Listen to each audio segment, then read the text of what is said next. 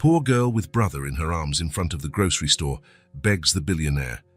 He just needs a little milk. I promise to pay you back when I grow up. What he does next is unbelievable.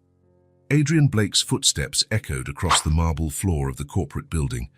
His impeccable, custom-tailored suit didn't show a single wrinkle despite the exhausting day. While other executives left the building with expressions of relief, Adrian maintained an impassive countenance, as if the 6-hour meeting hadn't drained his energy at all. "See you tomorrow, Blake," said Johnson, one of the directors, trying to start a casual conversation. Adrian just nodded. Not out of rudeness, but because he had learned long ago that saving words meant saving time, and time was money. The sky was beginning to darken when he stepped out onto the street. A cold breeze blew between the skyscrapers, heralding the arrival of fall in Chicago. Adrian adjusted his coat and checked his watch. 10 minutes to 7. Normally, his driver would be waiting, but today he had dismissed the service. Something inside him called for a walk, a moment alone before returning to the silent mansion he called home. The city lights were beginning to turn on, creating a golden glow that contrasted with the growing shadows. Adrian decided to take a shortcut past the small corner market. Maybe he'd buy something to eat, although he knew he probably wouldn't have an appetite by the time he got home. That's when his eyes caught something unusual on the sidewalk near the market's entrance. A small girl, who couldn't have been more than 5, was sitting on a concrete step. Her brown hair fell in messy waves over her shoulders, and her dress, though clean, showed signs of long-term wear. But what really caught Adrian's attention was what she was holding, a baby wrapped in a faded blue blanket. Adrian slowed his pace, intrigued. The normal thing to do would be to keep walking. Other people's problems were not his responsibility. That's what he had always done, after all. But there was something about that scene that stopped him from simply ignoring it. The girl looked up as he approached. Her large brown eyes had a seriousness that didn't belong to a child her age. Adrian could see the tear stains on her cheeks, but she wasn't crying now. She looked determined, like an adult facing a complex problem. "Mister," she called out, her voice surprisingly firm for someone so small. Adrian stopped, hesitant. He wasn't used to interacting with children. In his 42 years, he had built a business empire, closed million-dollar deals, and faced ruthless competitors, but he never knew how to talk to a child. "Yes," he replied, keeping a safe distance. The girl hugged the baby tighter to her chest before speaking again. "He just needs a little milk." Her voice broke for a moment, but she swallowed hard and continued. "I promise to pay you back when I grow up." Those simple words hit Adrian like a punch to the gut.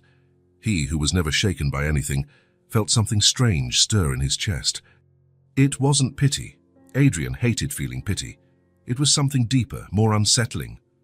The baby in the girl's arms stirred, making a small noise. He wasn't crying, just making weak sounds, as if he had already given up on protesting. "Where's your mother?" Adrian asked, looking around, hoping to see an adult approaching. "She's waiting," the girl answered, and without elaborating. "I told her I would get milk for Tommy." Adrian took a deep breath. The city was full of scammers, adults who used children to elicit sympathy and get money, but something in that little girl's eyes didn't seem rehearsed. There was a dignity in those small eyes, a strength that intrigued him. "Hey, what's your name?" he asked, crouching down a bit to get closer to her level. "Emily," she replied, adjusting the baby in her lap. "And this is Tommy. He's hungry." Adrian noticed the girl's hands, too small for the responsibility they carried. He saw how she protected her brother, as if she were the only barrier between him and the world. Without planning, without thinking about the consequences, Adrian extended his hand to her. "Come with me," he said, in a tone that surprised even himself with its gentleness. Emily hesitated, looking at his outstretched hand, and then at Adrian's face. In that brief moment, Adrian saw something he didn't expect. It wasn't just distrust, but also assessment. The girl was judging him, deciding if he was trustworthy. "I'm going to buy milk for your brother," Adrian explained, keeping his hand extended. "In the market, right there." Emily looked in the direction he pointed, and then, carefully, she stood up. She didn't take his hand, but she got to her feet, holding the baby firmly. "Okay," she said seriously, "but I'll be keeping an eye on you." An involuntary smile appeared on Adrian's face. The courage of that child was something rare. He gestured the way, and Emily followed him, maintaining a cautious distance. Inside the market, the fluorescent lights created an environment completely different from the twilight of the street. Adrian grabbed a basket and walked through the aisles, conscious of the small steps behind him. Emily watched everything in silence, her eyes registering every detail, as if she wanted to memorize the place. "What kind of milk does your brother drink?" Adrian asked, stopping in front of the dairy section. Emily pointed to a bottle of milk. "That one. Mommy said it's good for babies." Adrian took a bottle of milk, placing it in the basket. Then, without asking, he added fresh bread, a few packages of cookies, fruit, and a bottle of juice. Emily followed him, her eyes widening with each item he added. "Is all of this for us?" she finally asked, her voice betraying her surprise. Adrian nodded, without looking at her. "Yes, you need more than just milk." At the checkout, the cashier looked curiously at Adrian and then at Emily. Her gaze held an unasked question, but Adrian ignored it, paying in cash and asking for everything to be put in a sturdy bag. When they left the market, night had completely fallen. Adrian handed the bag to Emily, who took it with her free hand, still holding the baby with the other. "Thank you," she said, and then she smiled. It was a small, shy smile that lit up her face for just a second before disappearing. But it was enough to have a strange effect on Adrian. Something inside him shifted, like a rusty door being opened after years of being locked. "Are you going to be able to carry all of that?" he asked, looking at the bag and the baby. Emily nodded, determined. "I can. I've carried heavier things." That statement, said so naturally, made Adrian feel a pang of... what? It wasn't quite sadness. It was something more complex, a feeling he couldn't name. "Are you sure you don't want me to walk with you?" he offered, surprising himself again. Emily shook her head. "No need. My mum is waiting. It's not far." She took a few steps back, as if ready to leave, but then she stopped and looked directly at Adrian. "You're a good person," she declared with the brutal simplicity that only children possess. "I'll pay you back one day, I promise." Before Adrian could reply, she turned and started walking, adjusting the baby and the bag with a skill that spoke of practice. Adrian stood still, watching the small figure walk away until she turned a corner and disappeared. For a moment, he remained motionless, as if processing what had just happened. Then, without consciously planning it, he started walking in the same direction Emily had taken. He wasn't following her, he told himself. He just needed to make sure she got there safely. Keeping a discreet distance, Adrian turned the corner and saw Emily walking with determined steps down the dark sidewalk. She didn't seem afraid, despite the time and the area. Adrian followed her, always keeping his distance, entering streets that were progressively less lit and more empty. Finally, Emily reached a small, neglected park, crossing it until she came to a bridge over an urban stream. There, under the partial shelter of the structure, Adrian saw a woman sitting on some old blankets. Her hair, the same color as Emily's, was tied in a makeshift bun. Despite the circumstances, there was something dignified in her posture. Emily ran the last few feet, and the woman, who could only be her mother, lifted her face. Even from a distance, Adrian could see the relief in her eyes when she saw her children. "Mommy, look," Emily exclaimed, placing the bag on the ground. "I got milk for Tommy and other things too." The woman took the baby from Emily's arms and hugged him, before looking inside the bag. Her expression shifted from surprise to suspicion, and then to a cautious gratitude. "Emily, how—" she began to ask. But the girl interrupted her. "A nice man bought it for us. He was serious but kind." The woman looked around, as if expecting to find this benevolent stranger nearby. Adrian stepped further into the shadows, suddenly feeling like an intruder. "He didn't ask for anything in return," the woman asked quietly, but with urgency. Emily shook her head. "No, Mommy. He just wanted to help. I told him I'll pay him back when I grow up." The woman smiled sadly and hugged her daughter with her free arm. "You're a good girl, Emily. Very brave." Adrian remained hidden, watching the scene. The woman opened the bag and took out the bottle of milk. Her hands trembled slightly as she tried to open it. Emily sat beside her, helping to hold the baby while her mother prepared the food. It was in that moment that the reality of the situation hit Adrian with full force. Here was a family, a mother and her 2 children, living under a bridge, with nothing but a few old blankets and what they could scrounge. And yet there was love between them. There was dignity. The woman held the baby gently, feeding him carefully. Emily leaned against her mother's shoulder, her attentive eyes following every movement. There was an intimacy in that scene, a bond that Adrian had never experienced in his entire life. He felt a strange lump in his throat, as if something was stuck there. His eyes burned, and Adrian blinked, surprised by his own body's reaction. He couldn't remember the last time he felt like crying. Probably when he was a child, before his father taught him that men don't cry. The woman opened one of the cookie packages and gave one to Emily, who accepted it with a tired smile. The girl nibbled on the cookie slowly, as if wanting to make it last as long as possible. Adrian saw the mother discreetly wipe a tear from her face as the baby fell asleep in her arms, finally fed. She whispered something to Emily, who nodded and lay down on one of the blankets. The woman arranged another blanket over her daughter with a gesture of infinite tenderness. Something inside Adrian felt like it was shattering.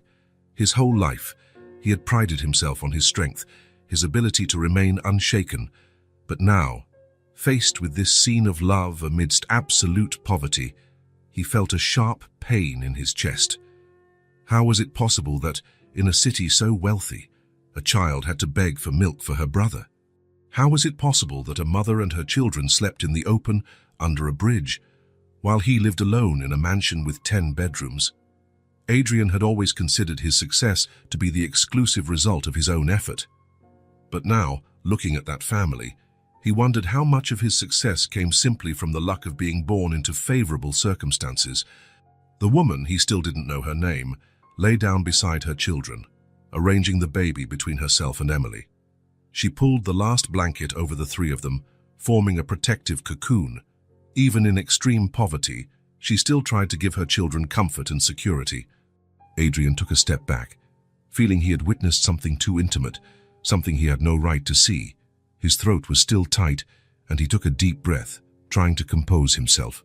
It was time to go. He had seen enough. More than enough. Adrian walked away silently, taking a different path to avoid passing near the family. His steps were heavy as he moved away from the park, as if he were carrying a new weight. The city streets looked different now. Adrian looked at the luxurious buildings, the illuminated storefronts, the expensive cars, and it all seemed somehow obscene in the face of what he had just witnessed. People passed by him, absorbed in their own lives, completely ignoring that, just a few blocks away, a 5-year-old child had to care for a baby while their mother struggled to survive. The walk back home seemed longer than it really was. Adrian barely noticed the streets he passed, lost in thoughts he couldn't organize. The image of Emily, so small and so brave, holding her brother with such responsibility, wouldn't leave his mind. The city lights shone around him, but Adrian saw them as if through a fog. His world, normally so orderly and predictable, seemed to have been shaken by an encounter of less than 15 minutes. When he reached the entrance of his mansion, Adrian paused for a moment, looking at the imposing structure before him. Never before had he noticed how empty the house looked, even when lit up. He entered the security code and pushed the gate open, feeling a strange weight in his chest. The immaculate gardens, the perfectly aligned stone paths, the central fountain with its crystal-clear water, everything was exactly as it had always been. But something had changed, and Adrian knew the change was inside him. He entered the house and was greeted by the familiar silence. The same silence that, until a few hours ago, he had called peace. Adrian closed the main door behind him and stood motionless for a few moments. The mansion was dark, except for the security lights he had programmed to turn on automatically at dusk. The sound system, which usually turned on with his arrival, remained silent, a setting he himself had adjusted years ago, preferring silence to music. He didn't turn on the main lights. He left his coat on the Italian marble console table in the entryway and moved through the house, his Italian shoes producing a solitary echo that reverberated off the high walls. That sound, the echo of his own footsteps, suddenly seemed different, louder, emptier, as if the house were mocking him. Adrian passed through the dining room, where a mahogany table for 12 had never hosted more than 2 guests at a time. He passed the chef's kitchen, equipped with the latest technology, which he barely knew how to operate. At the bar, he poured himself an expensive whiskey, but the taste seemed bitter in his mouth. With the glass in hand, he continued his pilgrimage through his own house. He climbed the spiral staircase, past the 5 guest rooms that had never been used, the library with books he'd bought in bulk because they matched the decor, the home theater where he often fell asleep while expensive movies played on the giant screen. Finally, he reached his personal office. This room, at least, bore his mark. It was where he spent most of his time when at home, working late, reviewing contracts, planning acquisitions, calculating profits. Adrian turned on only the lamp on his desk. The soft light cast shadows in the corners of the office. He approached the fireplace, an imposing stone structure he rarely lit, not because he disliked the warmth or the sight of the fire, but because he had never thought of it as important. He placed the glass on the fireplace mantel and looked at his own reflection in the mirror above. He saw a 42-year-old man, dark hair with graying temples, an angular face that business magazines called determined and implacable. He saw the blue-gray eyes that employees feared meeting during meetings. He saw the impeccable posture his father had insisted he maintain since childhood. "A straight back makes for a respectable man," his father used to say. Adrian unbuttoned his suit vest and allowed himself a moment of relaxation. He let his shoulders drop slightly. And then, for the first time in a long time, he truly looked himself in the eyes. What he saw surprised him. It wasn't the determination or coldness he had always associated with himself. It was something else, something that looked far too much like loneliness. Adrian moved away from the mirror and sat in the leather armchair near the fireplace. He had never admitted it to himself, but now it was impossible to deny. He was alone, completely alone. He had business partners, not friends. He had employees, not confidants. He had occasional lovers, not relationships. He had a house, not a home. Emily's face appeared in his mind. Those brown eyes, too serious for a 5-year-old. The way she held her brother, as if she were his only protection against the world. The courage in that childish voice. "Mister, he just needs a little milk. I promise to pay you back when I grow up." Adrian rubbed his face with his hands, trying to erase the image, but it persisted. He saw Emily and her mother, sleeping under the bridge, sharing old blankets but still together, united, connected by something he had never truly experienced, unconditional love. "I have everything," Adrian murmured to the empty fireplace, "and I have nothing." In that moment, a truth he had buried for years surfaced. His loneliness was not a conscious choice, but an armor he had built over time. Adrian had convinced himself that not needing anyone was a virtue, a demonstration of strength. He had turned this loneliness into something noble, into proof of independence. "I don't need anyone," he had always told himself. It was his mantra, his shield. But now, sitting alone in his perfect, empty mansion, Adrian realized the lie he had been telling himself for so long. It wasn't strength, it was fear. Fear of opening up, of becoming vulnerable, of needing someone and perhaps being rejected or abandoned. The silence of the house weighed on him like never before. Each tick-tock of the antique clock in the corner seemed to accuse. Alone, alone. Adrian stood up abruptly, as if he could escape the weight of those thoughts. He walked to the window and pulled back the curtain. Outside, the city glittered with thousands of lights. In each of those illuminated windows were people, families, intertwined lives, and here he was, isolated in his fortress of solitude. Adrian returned to the armchair and sat down, this time with his shoulders slumped. For the first time in years, he allowed himself to feel the emptiness that surrounded him. Not just the emptiness of the house, but the emptiness inside himself. He thought again of little Emily, of her courage, of the way she protected her brother despite being just a child, of the simple, direct love she showed. "I don't want this anymore," he said aloud, surprising himself with his own words. Adrian stood up and looked once more at his reflection in the mirror. The mask of coldness and control had fallen away, revealing the lonely man behind it. "I don't want to live like this anymore," he stated, this time with more conviction. That night, for the first time in many years, Adrian Blake admitted to himself that he was tired of his perfect, empty life. Tired of the loneliness he had built around himself like an impenetrable fortress. And more importantly, he decided it was time for a change. Adrian woke up before his alarm. For a few seconds, he lay still, staring at the white ceiling of his bedroom. The decision he had made the night before was still firm in his mind. He got up without his usual email check. He took a quick shower, put on jeans and a simple shirt, clothes he rarely wore, and went down to the kitchen. He made coffee and, while he drank it, made a mental list of what he needed to buy. For the first time in years, Adrian Blake started his own car instead of calling his driver. The black Audi pulled out of the garage and headed toward the shopping center, which opened its doors at 8 in the morning. In the supermarket, Adrian pushed a cart through the aisles with a determination he usually reserved for important negotiations.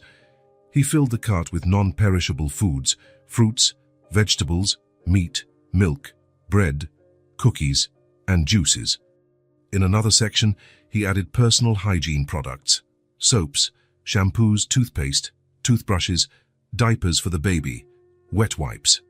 The cashier looked at him curiously as he checked out with 2 full carts, but Adrian kept his expression neutral. He paid in cash and asked for help to take everything to the car. His next stop was a department store. There, he bought new blankets, sheets, towels, cans, and pillows. Then, he headed to the clothing section. He hesitated in front of the women's clothes, unsure of what sizes to choose. He opted for basic pieces in various sizes, pants, blouses, light jackets, socks, and underwear still in their packaging.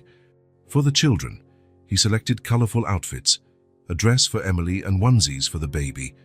By the time he left the store, the trunk and back seat of the Audi were completely full. Adrian looked at his watch. Almost noon. He hadn't told his office he wasn't coming in. For the first time in his career, Adrian Blake was completely ignoring his professional responsibilities without prior notice. And, surprisingly, he didn't care. The way to the park where he had seen the family the night before looked different in the daylight. The streets were busier, the abandoned buildings more visible, the reality of urban poverty more evident. Adrian parked the car at the entrance to the park and looked around, trying to remember the exact path to the bridge. He walked slowly, carrying 2 heavy bags, the first of many he would have to retrieve from the car. As he got close to the bridge, he slowed his pace. Suddenly, he felt nervous. What if they weren't there anymore? What if they had left, found another place? Or worse, what if his intrusion was not welcome? Adrian paused for a moment, took a deep breath, and continued walking. As he approached the exact spot where he had seen the family the night before, his heart raced. They were still there. Anne was sitting on the same old blankets, feeding the baby the rest of the milk he had bought. Emily was quietly playing with a small stone, drawing shapes in the dirt. It was Emily who saw him first. Her eyes widened in recognition and surprise. She nudged her mother and pointed in Adrian's direction. Anne raised her head. When she saw Adrian approaching with the bags, her expression shifted from surprise to a mixture of suspicion and hope. Adrian stopped a few feet away, not wanting to invade their space. "Good morning," he said, his voice sounding strangely formal. Emily stood up and took a small step forward. "It's the man from the market," she said to her mother, although Anne had clearly already recognized Adrian. "I'd brought some things," Adrian explained, lifting the bag slightly. "Oh, there's more in the car?" Anne adjusted the baby in her arms and stood up as well. She was shorter than Adrian had imagined, perhaps from always seeing her sitting down. Her brown hair, just like Emily's, was tied in a makeshift bun. Despite the circumstances, there was a dignity in her posture. "Why?" she asked, her voice low but firm. Adrian hadn't expected the direct question. He thought for a moment before answering honestly, "I'm not sure, it just felt like the right thing to do." Anne studied him for a long moment, as if trying to decipher his true intentions. Finally, she nodded. "Thank you," she said simply. Adrian placed the bags on the ground. "Have this food, cleaning supplies, some clothes. I'll get the rest." Before Anne could answer, Emily approached the bags and looked at Adrian with the same serious eyes from the night before. "You came back," she stated, as if it was something extraordinary. "Yes," Adrian replied, feeling something strange in his chest as he looked at the child. "I came back. I told Mommy you were a good person." Adrian didn't know how to respond to that. He mumbled something about getting the rest of the things and walked back to the car. He made 3 more trips, bringing all the bags. With each return, he found Emily and Anne carefully examining the contents of the previous bags, their faces showing a mix of relief and disbelief. When he finished bringing everything, Adrian stood there, unsure of what to do next. Part of him wanted to leave immediately. He had done his good deed, he had helped. But another part, a part he barely recognized, wanted to stay. Anne approached him, still holding the baby. Her face showed embarrassment, but also genuine gratitude. "I don't know how to thank you," she said, her voice almost a whisper. No one has ever done something like this for us." Adrian felt a lump in his throat. "You don't have to thank me." "Yes, I do," Anne insisted. "My name is Anne Miller. This is Emily, and the baby is Thomas. Adrian Blake," he introduced himself, extending his hand in a formal gesture that felt strange given the circumstances. Anne hesitated for a moment before briefly shaking his hand. Her touch was light, but Adrian noticed the calluses on her fingertips, hands that knew hard work. I should go," Adrian said, suddenly uncomfortable with the intensity of the gratitude in Anne's eyes. "Of course," she replied quickly, taking a step back. "You've already done much more than—" "Aren't you staying?" Emily interrupted, sounding disappointed. Adrian looked at the girl, at her hopeful eyes, and felt something inside him break. How could he explain to a child that he didn't belong here, that his life was completely different, that he was a lonely man who barely knew how to interact with other people, let alone a family in need? "I can't right now," he finally replied, "but I'll come back to see how you are." He hadn't planned on saying that. The words just came out. Emily smiled, a smile that lit up her small face and made Adrian feel that strange pressure in his chest again. "Promise?" she asked. "Emily," Anne gently chided, "we can't ask Mr. Blake for anything more. He's already been too generous." Adrian looked from Anne to Emily, and then to the baby in his mother's arms. He took a deep breath. "I promise," he said, surprising himself again. He said goodbye with an awkward wave and walked back to his car. The entire way, he felt Emily's eyes following him. When he got into the Audi and started the engine, he looked in the rearview mirror. Emily was still there, a small figure by the bridge, watching him. Adrian drove aimlessly for the next few hours, trying to understand what was happening to him. Why did he care so much about this family? Why did the sight of a mother and 2 children living under a bridge affect him so deeply? And why had he promised to come back? That night, lying in his king-size bed, Adrian couldn't sleep. The image of Emily, Anne, and little Thomas wouldn't leave his mind. The contrast between his empty mansion and that family's situation was so stark, it was almost obscene. The next day, Adrian went to the office but couldn't concentrate. He cancelled 2 meetings and spent most of the time looking out the window, lost in thought. At 3 in the afternoon, he grabbed his coat and left, ignoring his secretary's surprised look. He stopped at a coffee shop and bought sandwiches, coffee, and hot chocolate. Then, he drove straight to the park. Anne was alone when he arrived. She was sitting on the blankets, mending what looked like one of Emily's dresses. The baby slept beside her, wrapped in one of the new blankets Adrian had brought. She looked up when she heard his approaching footsteps. Her eyes showed surprise, as if she didn't really believe he would return. "Where's Emily?" Adrian asked, stopping a few feet away. "She went to get water from the park fountain," Anne replied, setting the dress aside and standing up. "She should be back soon." Adrian held up the bag with the sandwiches. "I brought something for you to eat." Anne accepted the bag with a silent thank you. Adrian noticed that she had organized all the things he had brought the day before. The bags were neatly stacked, and she had clearly chosen some clothes for herself and the children, storing the rest.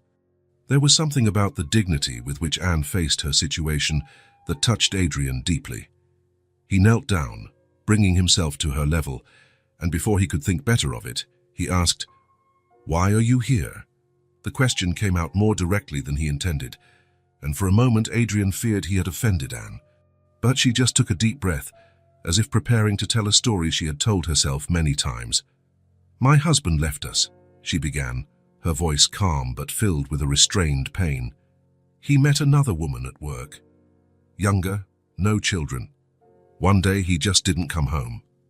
Adrian nodded, keeping his eyes fixed on her, giving her space to continue.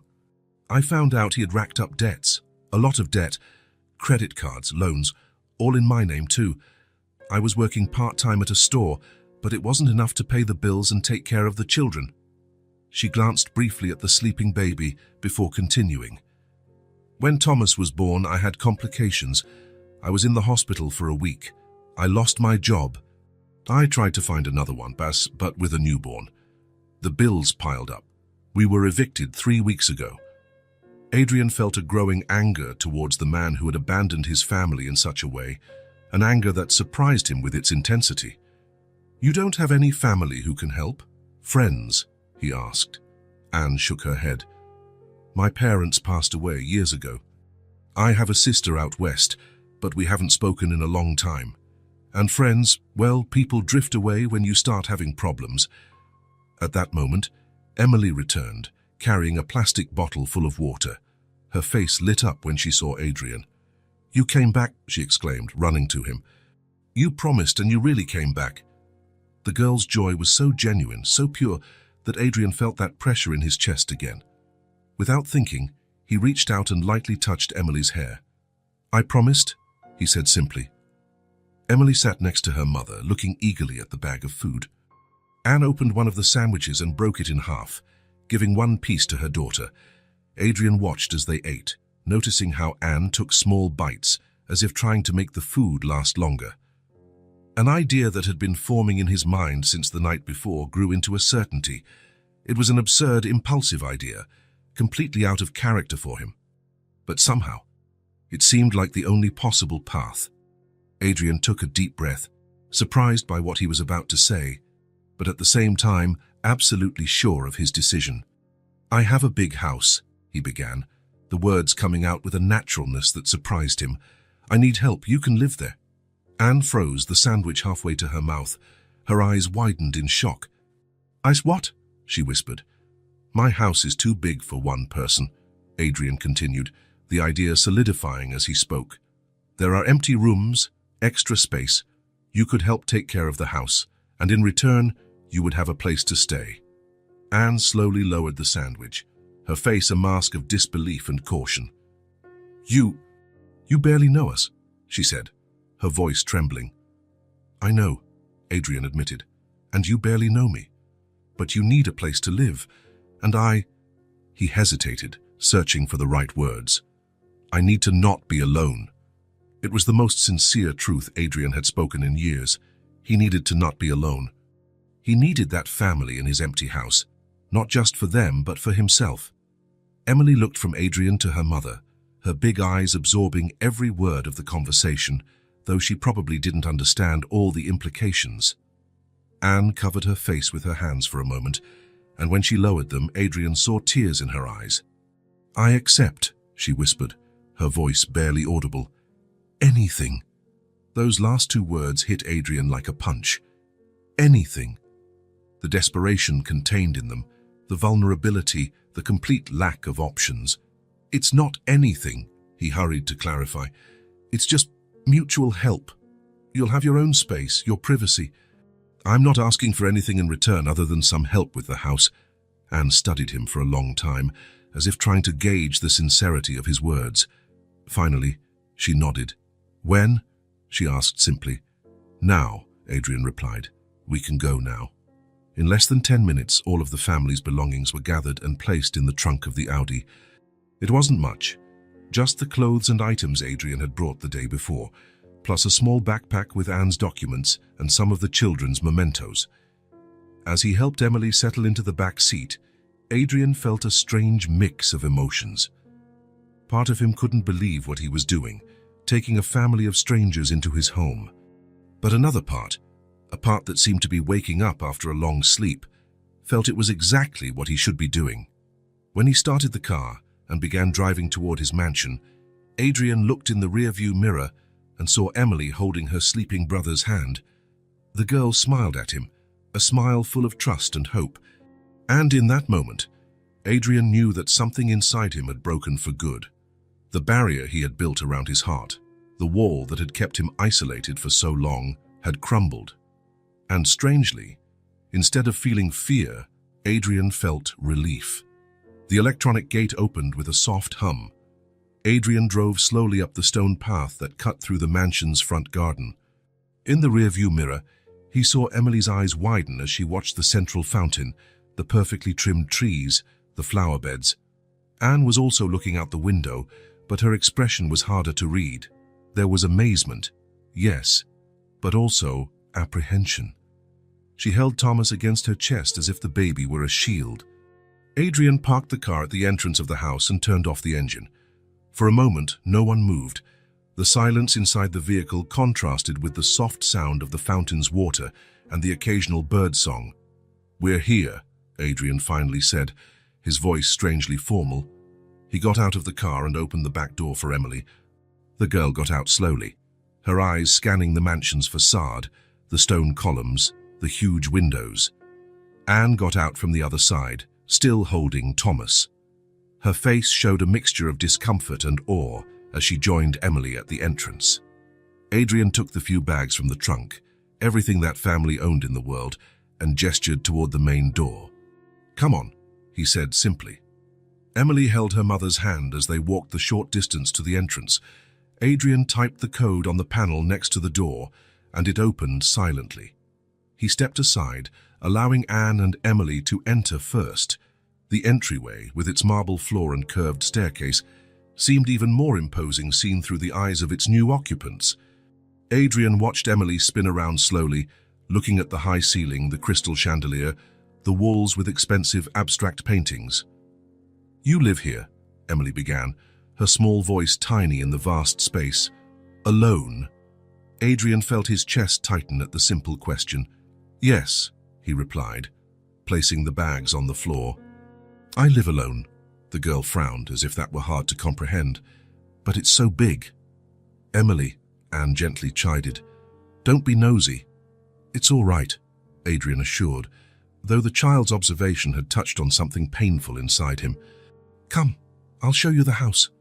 He led them through the ground floor, showing them the formal living room, which he rarely used, the dining room with the table for 12, the media room with leather sofas and a giant flat-screen TV, the professional kitchen, equipped with appliances he barely knew how to operate, the music room with a piano he never played. With each new room, Emily's eyes widened further, and Anne's discomfort seemed to grow. Adrian began to see his own house through their eyes, excessively large, unnecessarily luxurious, strangely devoid of any human warmth. They went up to the second floor. Adrian showed them the guest rooms, never used, and indicated which ones they could occupy. "This one can be for Emily," he said, opening the door to a room decorated in soft shades of blue and white. "And this one next to it has space for a crib for Thomas." Anne looked at Emily's room, then at Adrian. "It's very kind, but maybe it's better if we stay together, at least at first. Thomas still wakes up during the night, and Emily—" She hesitated. "Emily has nightmares sometimes." Adrian nodded quickly. "Of course, you can stay in the main guest suite. Then, it has an adjoining room that can serve as a bedroom for the children." He led them there, a spacious room with a king-size bed, a private bathroom, and a small adjacent room that, with a few adjustments, could accommodate Emily and Thomas's crib. "This is perfect," Anne said, clearly relieved to be able to keep her children close. Emily ran to the window and looked out. "Look, Mommy, you can see the fountain from here." Adrian watched the girl, her childish excitement contrasting with the seriousness she had shown in the previous days. It was as if, Now safe, she could finally just be a child. "So we need to buy a crib for Thomas," Adrian commented, "and maybe some things to make the room more comfortable for you." "You've already done so much for us," Anne said quickly. "We don't want to be any more trouble." "It's no trouble," Adrian replied, though part of him wondered what exactly he was doing. "Guess we'll sort it out tomorrow." He showed them where the towels were, how the shower worked, where the temperature controls were. Anne absorbed every piece of information attentively, as if memorizing instructions for an important test. "Make yourselves at home," Adrian said finally, feeling strangely out of place in his own house. "I'll be in the office if you need anything." He withdrew, closing the office door behind him. He sat at his desk and turned on his computer, trying to regain some sense of normalcy. There were dozens of unread emails, missed calls, urgent messages. Adrian tried to focus on them, but his mind kept returning to the people who now occupied his house. What was he doing? What madness had possessed him to bring strangers to live with him? Adrian Blake, the man who valued his privacy and independence above all else, was now sharing his space with a woman and 2 children he barely knew. He spent the next few hours immersed in work, trying to ignore the occasional sounds coming from the rest of the house. Soft footsteps in the hallway, Anne's low voice talking to Emily, the distant cry of the baby. When he finally left the office, it was past 9 at night. The house was silent. Adrian walked to the kitchen and found everything impeccably clean. On the table, covered by a dish towel, was a plate of simple sandwiches. Adrian felt a strange lump in his throat. Someone had prepared food for him. He couldn't remember the last time that had happened. He ate in silence, listening to the night sounds of the house, the ticking of the old clock, the distant hum of the refrigerator, and something new, the soft sound of breathing coming from upstairs. In the following days, Adrian established a routine. He would get up early, have a quick coffee, and lock himself in his office. He lunched alone, usually on something Anne had left prepared, and went back to work. In the evening, when he finally left the office, he would have dinner in the kitchen, exchange a few polite words with Anne, and retreat to his room. It was a careful coexistence, with invisible lines that no one dared to cross. Adrian kept his distance, convincing himself it was for the best. They needed a place to stay, he had offered. It didn't mean they had to become a family. Even so, the sounds of the house began to change. It was no longer just the silence Adrian knew so well. Now there was Emily's occasional laughter, Anne's light footsteps down the hall, Thomas's cry followed by his mother's soft voice calming him. At first, these sounds bothered him. They distracted him from work, constantly reminding him that he was no longer alone. Adrian found himself annoyed by the clatter of pans in the kitchen when Anne prepared lunch, or by Emily's occasional questions when he passed her in the hallway. On the 4th day, Adrian was sitting in his office when he heard a soft knock on the door. It was the first time anyone had knocked. Anne had always been careful not to disturb his space. "Sir, come in," he said, surprised. The door opened slowly, and Emily poked her head in. Her hair was in a simple braid, probably done by Anne. "Mr. Adrian," she called, her voice small. Adrian sat up straighter in his chair. "Yes, Emily." "Mommy said I shouldn't bother you, but—" She hesitated, biting her lip. "I was wondering if I could borrow a book from your shelf. There are so many beautiful books." Adrian looked at the bookshelf behind him. Business books, biographies, some classics he had bought but never read. There was nothing specifically for children there. "Of course," he replied. Not sure if there was anything appropriate for a 5-year-old. Emily cautiously entered the office, as if stepping into sacred territory. She approached the bookshelf and looked at the titles, tilting her head to read the spines. "You can read already?" Adrian asked, genuinely curious. Emily nodded. "Some words. Mommy was teaching me before—" She paused, as if she had remembered something sad. "Before we came here." Adrian felt that strange pressure in his chest again. "Maybe we can buy some children's books for you tomorrow." Emily's face lit up. "Really? Real books? Just for me?" "Yes," Adrian confirmed, surprised by the pleasure he felt at seeing the girl's joy. "Real books? Just for you?" Emily smiled, a smile that completely transformed her serious face. "Thank you, Mr. Adrian." She selected a book with a colorful cover, an illustrated edition of classic fairy tales that Adrian didn't even remember owning, and left the office, closing the door carefully behind her. Adrian stared at the closed door for a long moment. Something had changed in that brief interaction. A small crack had formed in the wall he kept between himself and his new house guests. The next morning, when Adrian left his room, he smelled fresh coffee and toast. He followed the aroma to the kitchen and found Anne preparing breakfast. Emily was sitting at the table, flipping through the book she had borrowed the day before. Thomas was in a small makeshift nest of blankets on a chair, gurgling contentedly. "Good morning," Anne said, turning as she heard his footsteps. "I hope you don't mind. I made coffee." "No, of course not," Adrian replied, feeling strangely shy. "That's kind of you." Anne placed a cup of coffee and a plate of toast on the table. "It's the least I can do. You gave us a roof over our heads, food." "Mr. Adrian," Emily exclaimed, interrupting her mother. "Look what I found in the book." She pointed to a colorful illustration of a castle. "It looks like your house." Adrian smiled involuntarily as he sat down at the table. "My house isn't as big as a castle, Emily." "Almost," the girl insisted. "And it has a fountain, just like in the book." Adrian took a sip of coffee. It was exactly how he liked it, strong with little sugar.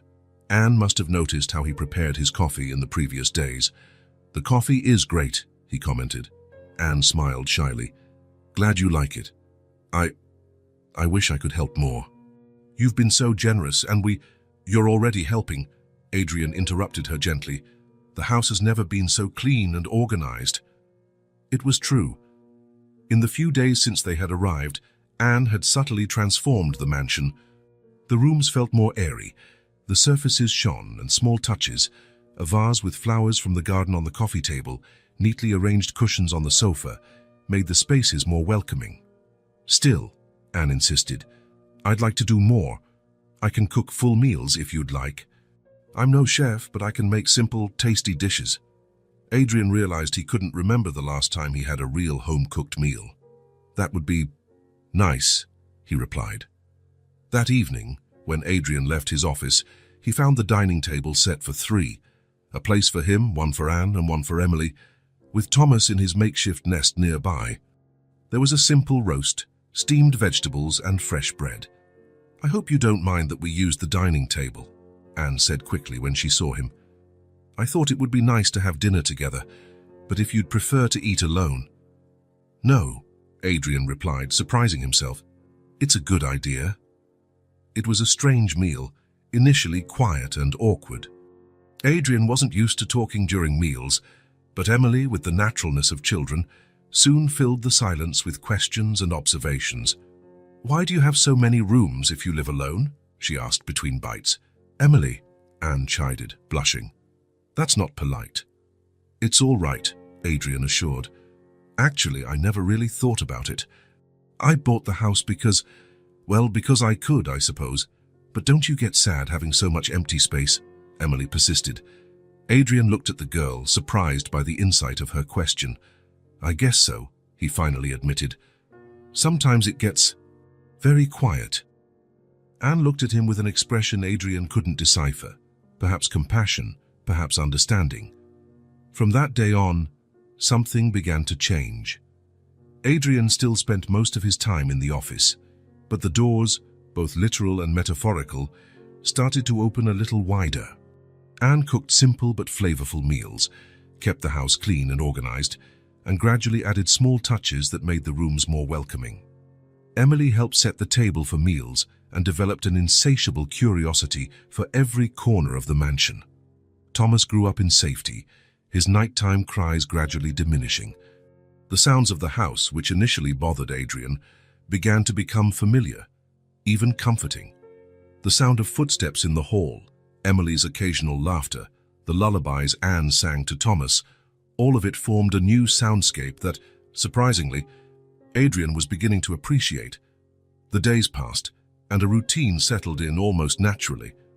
Adrian still spent many hours in his home office, but he began to make small concessions to his usual isolation. Sometimes he would leave the door ajar while he worked.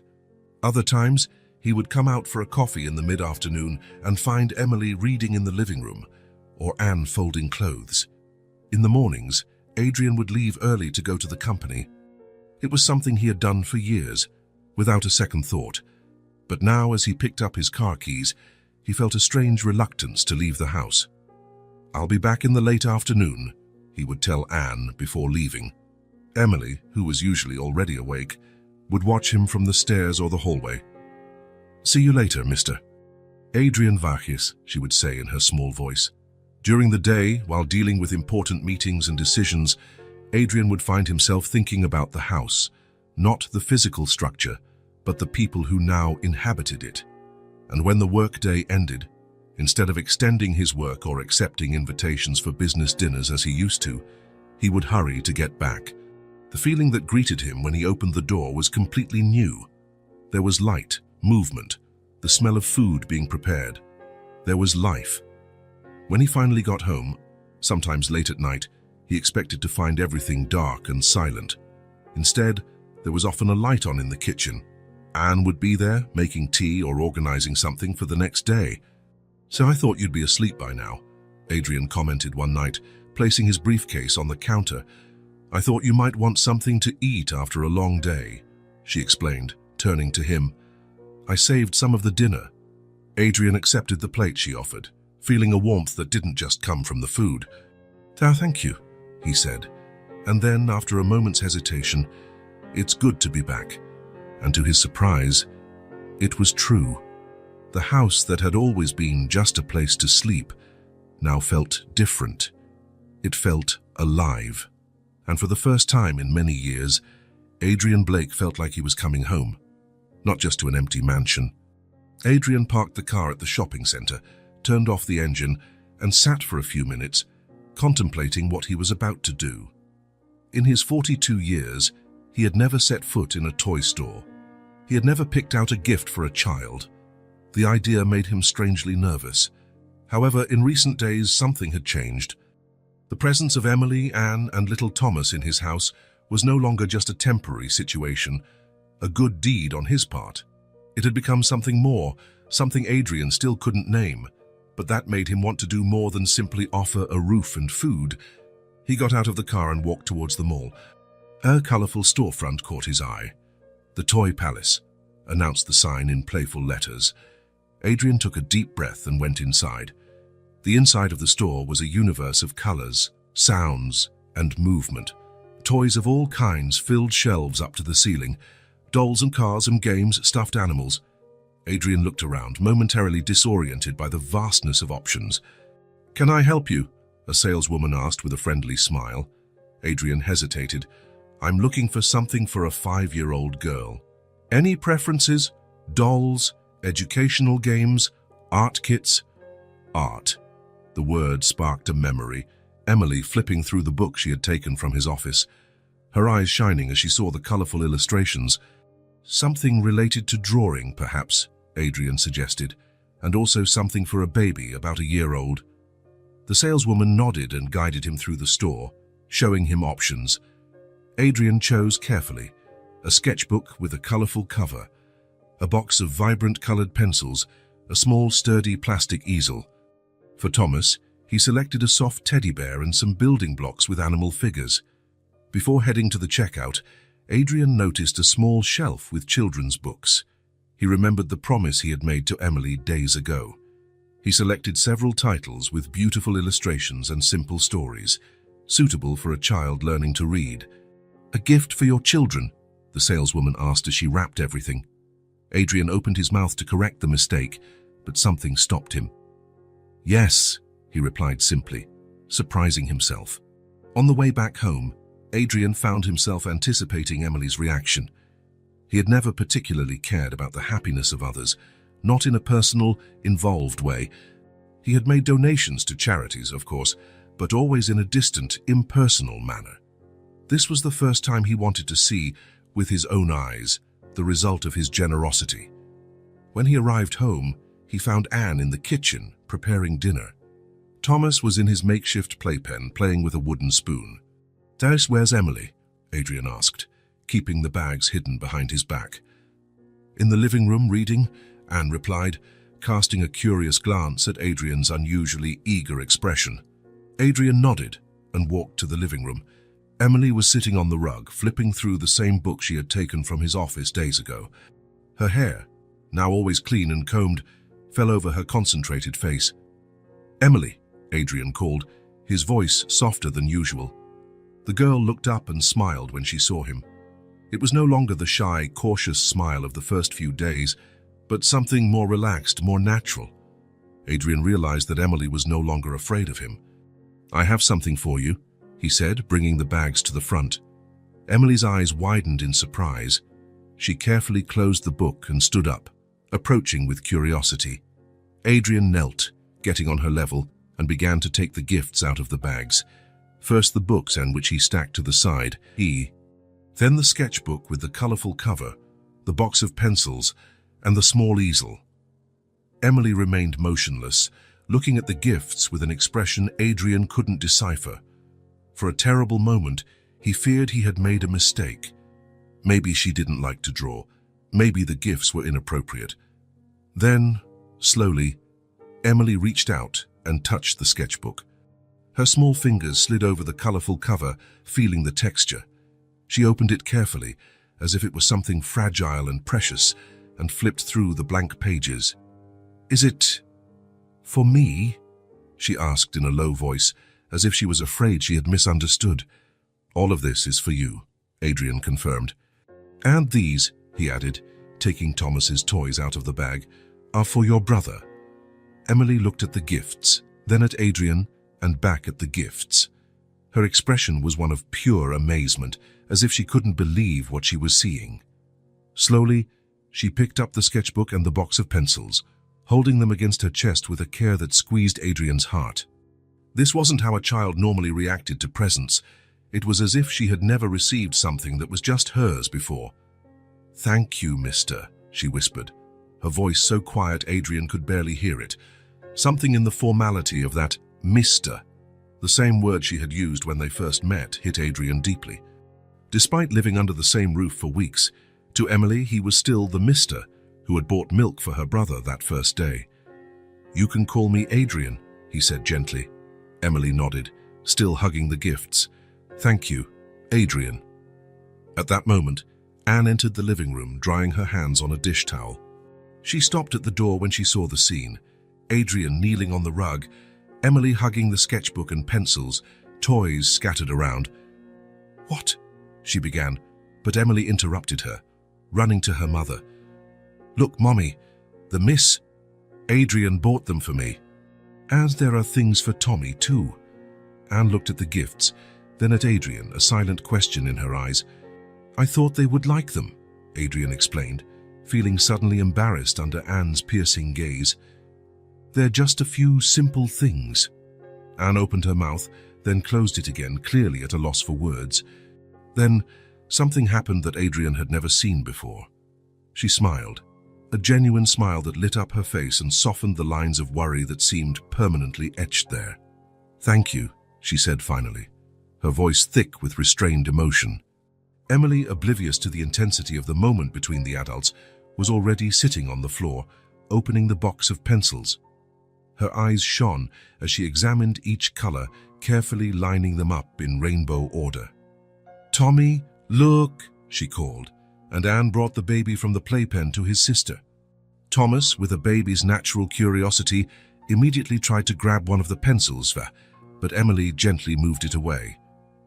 "No, Tommy, you have your own toys," she explained with the seriousness of an older sister doing her duty. Then she picked up the teddy bear and the colorful blocks, showing them to her brother. "Look what Adrian brought for you."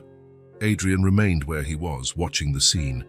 Emily explained each color to Thomas with surprising patience for someone so young. The baby babbled, trying to repeat the words, while playing with the colorful blocks. Anne sat on the sofa, watching her children with an expression softened by joy and gratitude. Occasionally, her gaze met Adrian's, and there was something new there, a kind of connection that didn't exist before. Adrian felt a strange warmth in his chest, a sensation that spread slowly. He had never imagined that seeing a child happy with something as simple as colored pencils and a sketchbook could bring so much satisfaction. He had never imagined that doing something for someone, not out of obligation or expectation of return, but simply to bring joy, could make him feel so complete. For the first time in a long time, maybe for the first time in his life, Adrian Blake felt a genuine pride in something he had done. It wasn't the pride he felt when closing a big deal or acquiring another company. It was something deeper, more personal, something that touched a part of him he didn't even know existed. In the days that followed, Emily was rarely seen without her sketchbook and pencils. She drew in every free moment, sitting at the table after meals, on the living room rug while Adrian read the newspaper, in the garden under the shade of a tree. Adrian noticed that she always hid what she was drawing when he approached, quickly closing the sketchbook or turning the page. He didn't question it, respecting her privacy, although he felt a genuine curiosity about what so absorbed her. Anne commented one evening as they prepared dinner together, another subtle but significant change in their routine, that she had never seen Emily so happy and focused. She always liked to draw, Anne said, chopping vegetables, but she never had her own materials. At school, she always had to return the pencils at the end of class. Adrian nodded, feeling that strange pressure in his chest again. The idea of a child never owning something as simple and fundamental as colored pencils was hard to conceive for someone who had grown up with every material privilege. A week after giving the gifts, Adrian was in the living room, reviewing some work documents, when he heard light footsteps approaching. He looked up and saw Emily standing in the doorway, holding her sketchbook against her chest. "Adrian," she called, her voice small but determined. There was no longer any hesitation when she said his name. "Yes, Emily," he replied, setting the documents aside. The girl approached, biting her lower lip in a gesture Adrian now recognized as a sign of nervousness. I made something for you," she said, carefully opening the sketchbook. Adrian felt a wave of unexpected curiosity and emotion. Emily turned the sketchbook towards him, showing a drawing that filled an entire page. On the paper, with childish but surprisingly detailed strokes for a 5-year-old, were 4 figures holding hands. A tall man with dark hair, clearly Adrian, stood next to a female figure with brown hair who could only be Anne. Between them, 2 smaller figures, a girl in a colorful dress and a baby represented only by a large head and a small body. Everyone was smiling, with big smiles drawn in semicircles. Above them, a bright yellow sun, and in the background, a house that vaguely resembled Adrian's mansion, with many windows and a fountain in front. Is that us?" Adrian asked, his voice strangely hoarse. Emily nodded, watching his reaction closely. "It's our family," she explained with the direct simplicity of children. Then she pointed to the figure representing Adrian. "That's you. You saved us." Adrian felt something tighten in his throat, a lump he couldn't swallow. "Tha's family," he repeated softly, the word sounding strange and yet perfectly right on his lips. Emily smiled, apparently pleased with his reaction. "Can I put it on the fridge? My teacher at school always put our drawings on the wall." Adrian nodded, unable to speak for a moment. Emily ran off towards the kitchen, probably to ask Anne for help hanging the drawing. Adrian remained seated, looking at the empty space where the drawing had been. "You saved us," she had said, with the simplicity and honesty only a child could have. But the truth that hit Adrian at that moment was very different. It wasn't he who had saved Emily, Anne, and Thomas. It was they who had saved him, from loneliness, from emptiness, from the purposeless life he had led before they arrived. For the first time, Adrian fully understood what had happened. He wasn't just someone who had helped a family in need. He had become part of their story, just as they had become part of his. Together, they were writing a new chapter, not just in their lives, but in his as well. Adrian stood up and walked to the kitchen. On the refrigerator, held by a colorful magnet, was Emily's drawing. Anne was setting the table for dinner, while Thomas happily banged a spoon on his high chair. Emily, seeing Adrian enter, smiled. "How did you like it?" she asked, pointing to the drawing. Adrian looked at the 4 figures holding hands under the bright sun. "It's the most beautiful drawing I've ever seen," he replied with absolute sincerity. And in that moment, in that once cold and impersonal kitchen, now full of life and warmth, Adrian Blake understood the true meaning of family, not as an abstract concept, but as a concrete reality made of small moments, of holding hands, of drawings on the fridge, a reality that, against all odds, he was now a part of. Weeks turned into months, and the presence of Anne, Emily, and Thomas in Adrian's mansion ceased to be a novelty and became a natural part of life. The routine had settled with a tranquility Adrian had never imagined possible. The mornings were filled with the sound of little footsteps, occasional laughter, and the scent of fresh coffee. The evenings brought shared dinners, simple conversations, and the comforting feeling of having a place and people to come back to. Adrian still worked a lot, but something had changed. Work was no longer the center of his existence, just a part of it. He began to decline unnecessary evening commitments, to end meetings on time, to delegate tasks he once insisted on doing himself, all so he could get home earlier. On that autumn morning, Adrian came down for coffee, feeling a slight pressure in his chest. He attributed it to stress. He had an important meeting with investors that day. He ignored the discomfort and sat at the table, where Emily was already eating cereal while drawing in her notebook. "Good morning," Anne said, placing a cup of coffee in front of him. "Did you sleep well?" Adrian nodded, forcing a smile. The pressure in his chest had increased a little, but he didn't want to worry her. "Yes, thank you." "And you?" Tommy woke up twice, but he went back to sleep quickly. "He's teething." Adrian looked at the baby, who was playing with colorful blocks in his high chair. Thomas was no longer the fragile baby he had first seen in Emily's arms. Now he was a sturdy toddler, with rosy cheeks and a smile that showed 4 little teeth. "What are you going to do today?" he asked Emily, who looked up from her drawing. "Mommy is going to teach me how to write my full name," the girl answered proudly. "And we're going to make cookies." "That sounds fun. I hope you save some for me." Emily smiled, that smile that always made something stir inside Adrian's chest. "We'll save the prettiest ones." Adrian tried to take a sip of coffee, but the pressure in his chest suddenly intensified. He put the cup down, feeling his breathing become difficult. A cold sweat started to form on his forehead. "Are you okay?" Anne asked, noticing his paleness. "Adrian." He tried to answer, but the pain was now radiating down his left arm. It felt like someone was squeezing his chest in a vice. He tried to stand up, but his legs seemed to lose their strength. "Adrian!" Anne's voice sounded distant, as if coming from a tunnel. The last thing he saw before the world went dark was Emily's face, her big eyes wide with terror. Adrian felt himself falling, but there was no impact, just darkness, and then nothing. As consciousness began to return, the first thing Adrian noticed was a weight on his hand. Someone was holding it firmly. He opened his eyes slowly, the ambient light seeming painfully bright. "He's awake!" Emily's voice, tense and relieved at the same time. Adrian blinked a few times, trying to focus his vision. He was lying on the kitchen floor, his head resting on what felt like a sofa cushion. Anne was kneeling beside him, holding his hand. Emily was nearby, tears streaming down her cheeks. "Don't try to get up," Anne said, her voice firm but gentle. "The ambulance is on its way." "What happened?" Adrian managed to ask, his voice hoarse. "You passed out. I think it might have been a heart attack." The word hung in the air like a sentence.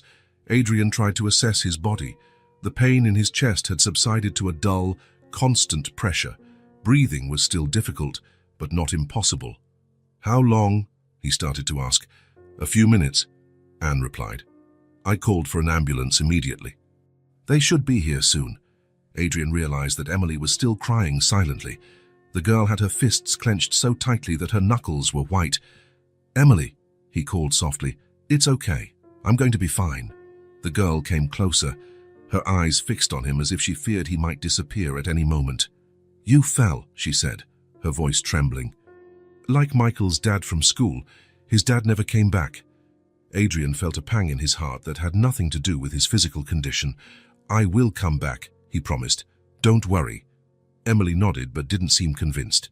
She knelt beside him and, to Adrian's surprise, laid her head on his shoulder, hugging him tightly. Adrian felt the dampness of her tears on his neck. Anne continued to hold his hand, her fingers discreetly checking his pulse every few seconds. Adrian looked at her, noticing the genuine concern in her eyes. It wasn't just the concern of someone for the person they depended on financially. It was something deeper. "I'm sorry for scaring you," Adrian said, his voice still weak. "Don't talk," Anne replied. "Save your strength." But Adrian felt a sudden urgency, a need to say things he had never said before. The brush with death, because that's what he had felt when the pain exploded in his chest, had awakened an unexpected clarity in him. "Anne," he called, squeezing her hand. "I need to say something." She shook her head. "It can wait. You need to—" "No," Adrian interrupted, feeling tears welling up in his eyes. "It can't wait." He took a deep breath, ignoring the pain the movement caused. I've never told anyone this," he began, his voice thick with restrained emotion. "My mother died young. I was 8. Cancer. My father was cold, always was. After she was gone, he got worse. I never had a real family. I never knew what that was."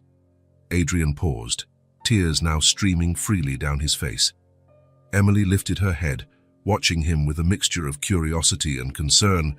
"I never knew what this was, what I have with you," Adrian completed, his voice almost a whisper. Anne squeezed his hand firmly, her own eyes welling up. "We never had this either," she replied softly. "Not like this." Adrian closed his eyes, letting the tears fall without embarrassment. Years of repressed emotions, of loneliness disguised as independence, of voids filled with work and material achievements. It all seemed to surface now, as he lay on his kitchen floor, surrounded by people who, in a few short months, had become more important to him than anything he had ever owned. The distant sound of sirens broke the moment. Anne stood up quickly. "They're here," she said, heading to the door. "Emily, stay with Adrian. I'll show the paramedics the way." Emily nodded seriously, as if she had been given a mission of the utmost importance.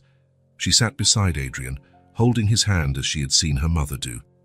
"Don't be scared," the girl said, repeating words Adrian suspected Anne used to comfort her. "The doctors will take care of you." Adrian smiled faintly, touched by the role reversal. "I know," he replied, "and so will you." The next few minutes were a blur of activity.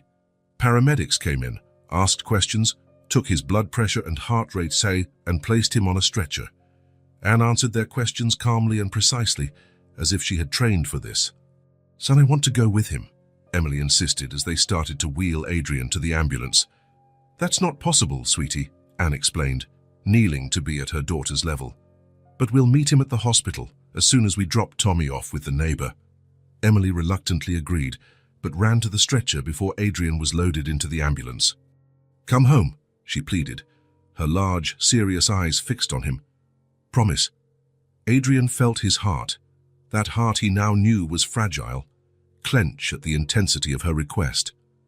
"I promise," he replied, and it was a promise he intended to keep at all costs.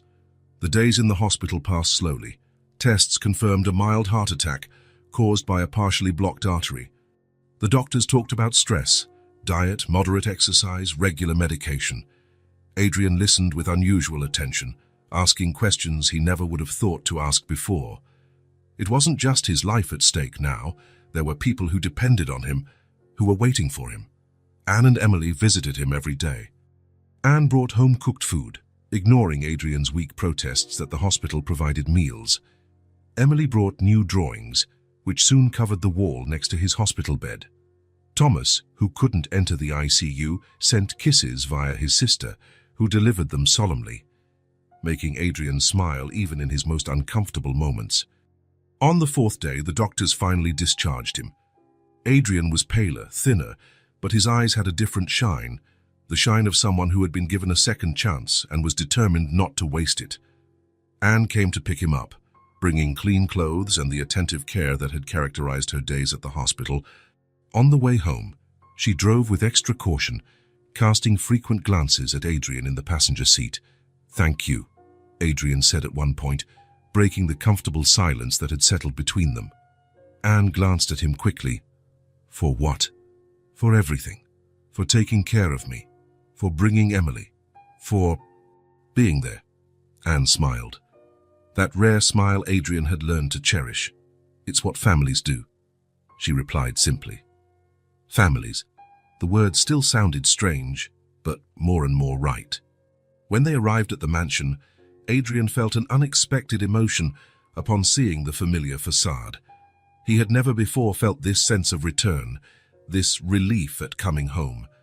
It had always been just a place to sleep and work. Now it was so much more. Anne helped him inside, ignoring his protests that he could walk on his own. In the entryway, Adrian stopped, surprised by what he saw. A colorful, clearly handmade banner stretched across the living room doorway. "Welcome home, Adrian." The letters were uneven, some uppercase mixed with lowercase, and there were drawings of hearts and stars all over it. Emily's work, no doubt. "She worked on it for 2 days," Anne commented, noticing his gaze. "She wanted it to be perfect for your return." Adrian felt a lump in his throat. "It is perfect," he managed to say. Anne led him to the living room, where an even bigger surprise awaited him. Adrian's favorite armchair had been prepared with extra cushions and a soft blanket. Beside it, on a small table, was a tray with hot tea. The doctor's prescribed medications carefully arranged, and a small vase with flowers from the garden. Thomas slept peacefully in his portable playpen in the corner of the room, his peaceful sleep a contrast to the turmoil of the past few days. And on the rug next to the armchair was Emily. Sitting cross-legged, she hugged the sketchbook Adrian had given her months ago. When he entered, she looked up but didn't stand, didn't run to him as Adrian had half expected. Instead, she just watched him in silence, her big eyes examining him carefully, as if to make sure he was really okay. There was something in that look, a mixture of relief, concern, and a love so simple and direct it almost hurt, that touched Adrian deeply. It wasn't about grand gestures or dramatic declarations. It was just a child, sitting in silence, holding a gift he had given her, looking at him with eyes that said more than words ever could. Adrian sat in the armchair prepared for him, feeling the exhaustion from the hospital trip. Anne handed him a cup of tea and discreetly retreated to the kitchen, giving them a moment alone. "You kept your promise," Emily said finally, her voice small but firm. "I promised I'd come back," Adrian replied, "and here I am." Emily nodded, satisfied. Then, slowly, she stood up and approached the armchair. Carefully, as if afraid of hurting him, she leaned against his side, her small, warm body a comforting presence. "I made more drawings for you," she said, opening the sketchbook. "But so you'll be happy and get better faster." Adrian looked at the colorful pages, scenes of all of them together, at home, in the garden, in the kitchen, everyday moments transformed into art through a child's eyes. In that moment, with Emily by his side showing him her drawings, the warm tea in his hands, the medication so carefully arranged, the baby sleeping peacefully in the corner, and Anne in the kitchen preparing something that already scented the house, Adrian realized a simple but profound truth. The simplest gestures are the ones that fill the heart the most. It wasn't professional achievements, million-dollar acquisitions, or material possessions that gave life meaning. It was these small moments of connection, of mutual care, of presence. It was knowing there were people who noticed his absence, who cared about his well-being, who waited for his return. Adrian put his arm around Emily's small shoulders and closed his eyes for a moment, feeling a gratitude so intense he could barely contain it. His heart might be fragile, as the doctors had said, but it had never been so full. Spring had arrived, bringing new beginnings with it. The mansion's garden bloomed with vibrant colors, roses, tulips, and daisies that Anne had planted months earlier. Sunlight streamed generously through the windows, creating golden patterns on the kitchen floor. Adrian had fully recovered from the heart attack. He followed the new diet strictly, walked every morning in the garden, and took his medication at the exact times, not because he feared for his own life, but because he had promised Emily he would be okay. A promise he wouldn't dare break. His work pace had changed drastically. He had delegated responsibilities, reduced his hours, and started refusing long trips. His partners didn't understand the sudden change in the man who had always been known for his relentless dedication to business, but Adrian didn't care what they thought. His priorities had changed. On that Sunday morning, the sun shone with special intensity. Adrian was making pancakes, a newly acquired skill that made Emily laugh every time he tried to flip them in the air. Anne was cutting fresh fruit, occasionally casting amused glances at Adrian's culinary attempts. Thomas, now almost 2, was banging a wooden spoon on his high chair tray, creating a disjointed beat that served as the soundtrack to the domestic scene. "I think this one turned out almost perfect," Adrian announced, sliding a pancake onto Emily's plate. The girl examined the pancake critically, then smiled. "It's better than the last one. It doesn't look like a squashed half-moon anymore." Anne laughed, placing the bowl of fruit on the table. "Emily, be nice. Adrian is trying his best." "I am being nice," the girl protested. "I said it's better." Adrian smiled, sitting down at the table. Sundays had become his favorite days. No work, no commitments, just the 4 of them together at home. Simple as that. Emily covered her pancake with honey and took a large bite, leaving a golden mustache on her upper lip. Thomas immediately tried to imitate his sister, reaching for the honey pot. "No, Tommy," Anne intervened quickly. "You're too little for honey." The boy pouted in disappointment, a look that lasted only until Anne put pieces of banana on his plate. He picked them up with his chubby fingers, smiling with satisfaction. Adrian watched the scene with a sense of fullness that still surprised him. How could something so simple, a family breakfast, bring so much happiness? Before, he used to have coffee alone, usually standing up while checking emails. Now these shared meals were the highlight of his days. "What are you thinking about?" Anne asked, noticing his contemplative gaze. Adrian shook his head, smiling. "About how much everything has changed. For the better." Emily finished her pancake and wiped her mouth with a napkin, a formality Adrian found adorable. She looked at him with that serious expression she sometimes assumed, the same one she had when they first met. "I still want to pay for everything," she said suddenly, her voice small but determined. Adrian blinked, confused for a moment. Then he remembered that first night, the little girl on the market sidewalk holding her baby brother. "Mister, he just needs a little milk. I promise to pay you back when I grow up." Something moved in his chest, an emotion so intense it almost hurt.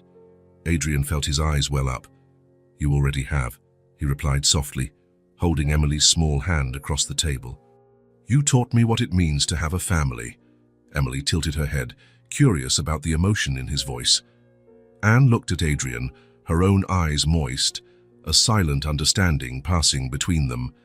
Adrian took a deep breath, knowing the time had come to say something that had been growing inside him for months. He looked at Anne, then at Emily, and finally at Thomas, who was now watching him with big, attentive eyes, as if he sensed the importance of the moment. "I was a cold man," Adrian began, his voice low but firm. "I didn't know how to care. I spent my days working, accumulating money, buying things, but I would come home to an empty house. I didn't know what I was missing." He paused, swallowing the lump that was forming in his throat. "But you changed that. I'm better because of you. Better as a person, as a man." He hesitated, searching for the right words. I don't know how to live without you anymore." Anne reached her hand across the table, taking his.